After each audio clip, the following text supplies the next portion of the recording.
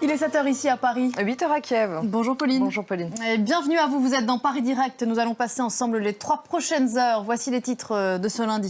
Kiev une nouvelle fois visé par des frappes.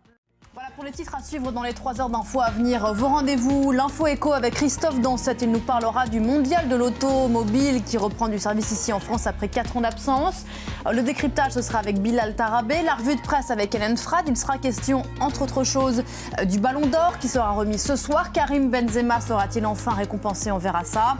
Et puis dans quelques minutes, nous irons sur les collines d'Hollywood où les 9 lettres les plus connues du monde se refont une beauté pour leur centenaire. Voilà pour le programme. Tout de suite, c'est le journal. Kiev a été visé tôt ce matin par des tirs. Il s'agirait de drones kamikazes selon le maire de la ville. Plusieurs immeubles sont endommagés et les secours sont sur place. L'armée ukrainienne poursuit cependant en difficulté dans la ville de Bakhmout où les troupes russes progressent encore. Pour le Kremlin, il s'agirait d'une prise stratégique. La ville est un point d'entrée vers une partie du Donbass encore contrôlée par l'Ukraine. Noémie Roche.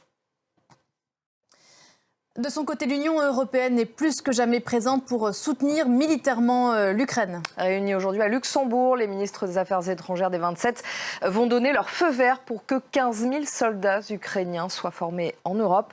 500 millions d'euros vont être également débloqués pour la fourniture d'armes. Et on y reviendra dans le décryptage à 7h40 avec Bilal Tarabé. Dans l'actualité également de ce lundi, le ton qui est monté ces dernières heures au Brésil. Lula et Bolsonaro continuent à se rendre coup pour coup lors de leur premier face-à-face télévisé de l'entre-deux tours de la présidentielle. Les deux candidats se sont accusés de mensonges, de négligence, de corruption. Un débat très tendu à l'image de la campagne qui, depuis le début, est d'une rare violence. Je vous propose de les écouter. Qui a été le plus convaincant, qui est le plus à même de l'emporter le 30 octobre. Les précisions de notre correspondante à Rio, Fanny Lothaire.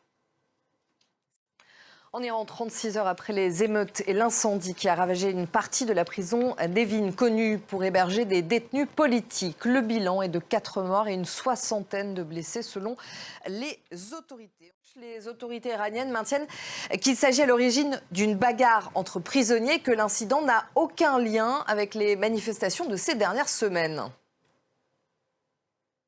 Siavosh Ghazi à Téhéran, merci beaucoup Siavosh. Retour en France, Pauline, où la grève se poursuit dans certaines raffineries et les dépôts de Total Energy du pays. Plus de 30% des stations connaissent de grandes difficultés d'approvisionnement ou sont tout simplement fermées. Une situation intenable pour de nombreux Français pris en otage. La CGT n'entend rien lâcher. Elle a appelé dès la semaine dernière à une grève générale. Demain, des manifestations sont prévues dans toute la France. Quels secteurs seront touchés? Quelle sera la réponse du gouvernement à l'Assemblée en plein vote du budget? On voit ça avec Sophie Lançon, Anne Domy et Manon Harib. Tension sociale en France, difficultés politiques au Royaume-Uni pour la première ministre Liz Truss. Liz Truss se trouve en grande difficulté. De nombreux cadres des Tories réclament sa tête, elle qui est première ministre depuis seulement un peu plus d'un mois. Hier, elle a tenu une réunion de crise avec son nouveau ministre des Finances, Jeremy Hunt, pour préparer un nouveau plan budgétaire. Alice Broga.